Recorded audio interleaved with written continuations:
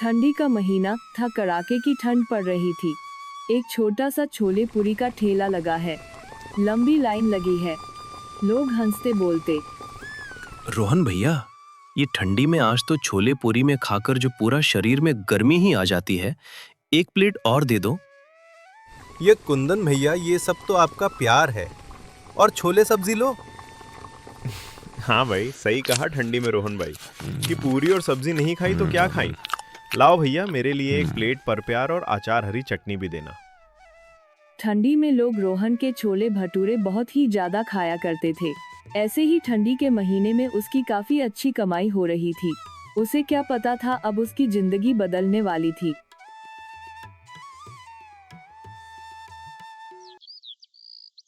अगले दिन रोहन ने अपने छोले पूरी की ठेला लगा लिया था, जहां गर्मा गर्म पूरी चल रहा था। तभी गांव में एक और आदमी छोले भटूरे का ठेला लेकर आ जाता है, जिसमें लिखा था अनलिमिटेड छोले और पूरी। इस गांव का नहीं था, बाहर किसी गांव से आया हुआ था।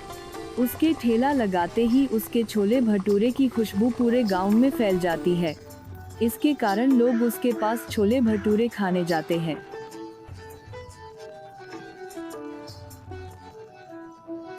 भाई तुम जो भी हो, तुम्हारे छोले और पूरी की खुशबू तो काफी अच्छी आ रही है। और ये क्या, हम अनलिमिटेड है? काफी ठंडी लग रही है, जल्दी से पूरी खिला दो। जी, जितना मर करे खा सकते हो, और मैं आपको ऐसी छोले और पूरी खिलाऊंगा कि आज आपको ऐसी और कूलर लगा के सोना पड़ेगा। उसके बाद प्रताप उन लोगों को गर्मा गर्म पूरी और सब्जी परोस देता है।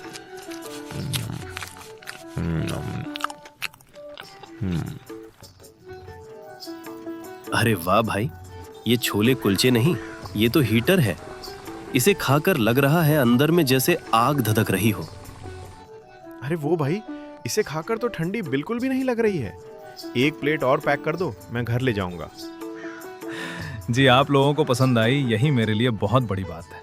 मैं अभी आप लोगों के लिए पैक कर देता हूँ, और कल से मैं और ज्यादा बनाऊंगा। प्रताप खुशी खुशी उन लोगों को छोले सब्जी और गर्म गर्म पूरी पैक करके दे देता है। आज पूरा दिन हो जाता है, पर कोई भी रोहन के ठेले पर पूरी खाने नहीं जाते हैं, और उसकी पूरी ठंडी हो रही थी।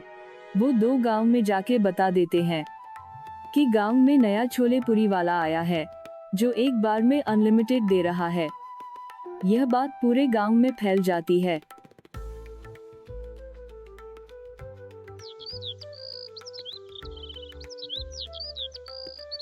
अगले दिन प्रताप के ठेला लगाते ही उसके ठेले पर भीड़ आ जाते हैं और उसके छोले पूरी खाने लगते हैं। और इधर रोहन का ठेला पूरा खाली रहने लगता है। उसके ठेले के छोले और पूरी ठंडी बड़ी रहती है, पर कोई भी उसके पास खाने के लिए नहीं आ रहा था। अरे भैया, आजकल खाने नहीं आ रहे हो, कुछ हुआ है क्या? नहीं भाई, बस वो गांव में एक नया अनलिमिटेड छोले पूरी वाला आया है। सभी लोग उसके पास ही खाने जा रहे हैं। मैं तो बोलूंगा, एक बार तुम भी उसके छोले पूरी खाकर आ जाओ। ये कौन आ गया गांव में? जो भी हो, उसको तो मैं सबक सिखा के ही रहूंगा। मेरे धंधे की तो पूरा वाट लगा के रख दिया है, ऐसे में होने नहीं दूंगा। शाम होने को हो रही थी। प्रताप के सारे छोले भटूरे बिक गए थे, और रोहन उसे चुप कर देख रहा था। अच्छा, ये है जो गांव का हीरो बना फिर रहा है, ऊपर से छोले पूरी अनलिमिटेड खिला रहा है। ऐसा क्या राज है? प्रताप अपना काम खत्म होते ही वो कहीं जाने लगता है। वह चलते चलते जंगल के पास पहुंच जाता है, और वहां पास एक गुफा होती है, जिसके अंदर प्रताप चला जाता है। और उसके पीछे पीछे रोहन भी आ गया था। वह दूर से ही उसको देख रहा था। उसके बाद प्रताप उस गुफा के अंदर से एक झोले में कुछ लेकर आता है।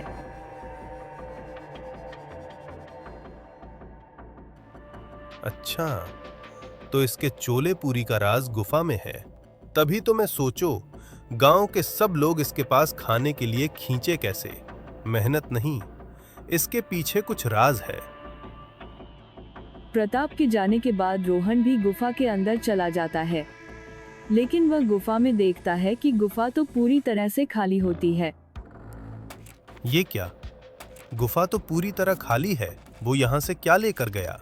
मैं अपनी आंखों से देखा था, वो झोला में कुछ तो लेकर जा रहा था। उसके बाद अगले ही सुबह बाजार खुल चुका था। गांव में लोगों की हलचल। सुबह सुबह ही रोहन प्रताप के ठेले पर जाता है कि आखिर वह राज क्या था। मैं कल तुझे देखा था उसे गुफा में जाते हुए, तो मुझे बता दे आखिर क्या राज है। वैसे तू गुफा के अंदर भी क्या होगा और तुझे कुछ मिला भी नहीं होगा। मैं तो ये नहीं बता सकता आखिर क्या राज है। अगर तू चाहे तो गुफा में जाकर जांच कर सकता है। इसका मतलब तू मुझे राज नहीं बताएगा? देख, मेरे चालू भटूरे खाकर आज तक लोगों को कुछ नहीं हुआ है, उल्टा लोगों को फायदा ही हुआ है। तुम्हें अपना राज नहीं बता सकता। देख, अब मैं क्या कर सकता हूँ? रोहन गुस्से में तमतमाते हुए वहां से चला जाता है। उसे दिन तो कुछ नहीं कहते हैं, लेकिन अगले दिन सीधे प्रधान के पास जाता है। प्रधान जी एक चाय वाले के पास बैठे हुए थे। रोहन आकर सीधा प्रधान से कहता है, अरे प्रधान जी, गांव में जो नया समोसे वाला है, कुछ तो छोले पूरी में गड़बड़ कर रहा है। अरे क्यों, मैं भी खाई है वैसे, तो मुझे कुछ गड़बड़ नहीं लगी और बहुत ही ज्यादा स्वादिष्ट लगी। कल जब मैं शाम के समय घर की ओर आ रहा था, तब मैं उसे दिखा। पास वाले जंगल में एक गुफा के अंदर गया और झूले में कुछ भर कर लाया। जब मैं उससे पूछा तो उसने कहा ऐसा कुछ नहीं है। अच्छा, ऐसी बात है? और उसमें क्या था? अरे उसमें जरूर कुछ होगा, इसलिए और चुप चुप के वहां से लेकर आ रहा था। और जब मैंने पूछा तो उसने कुछ नहीं बताया। क्या बात कर रहे हो? उसमें कुछ काला जादू या कुछ नशे की चीज तो नहीं मिल रहा है? प्रधान जी, मैं बस कहा है वो कुछ वहां से ले आता है, लेकिन मैं भी पक्का नहीं हूं कि उसमें क्या था। मैं तो बस यही कह रहा हूं कि संभल के रहिएगा आप लोग। धीरे धीरे यह बात पूरे गांव में फैल गई। लोग बातें करने लगते हैं। अरे भाई, सुना है जो नया छोले भटूरे वाला आया है, प्रताप, तो अपने खाने में कुछ मिलता है। लेकिन भाई उसके छोले पूरी तो इतनी ज्यादा स्वादिष्ट लगती है कि पूछो ही मत। हाँ भाई, और मैं तो सुना हूं कि वो किसी गुफा में जाता है रात के समय। काला जादू का मामला लग रहा है मुझे तो। मैं तो कल ही छोले भटूरे उसके वहां से खा कर आया हूँ। अरे बाप रे, और मैं नहीं जाने वाला वहां पर। गांव में ऐसे ही सब तरफ बातें फैल जाती है कि जो नया छोले भटूरे वाला प्रताप आया है, वह अपने खाने में कुछ मिलता है। आज प्रताप अपना ठेला लगाया हुआ था। उसके गर्मा गर्म छोले भटूरे की खुशबू फैल रही थी, लेकिन कोई भी उसके वहां खाने के लिए नहीं जा रहा था। आज क्या हो गया?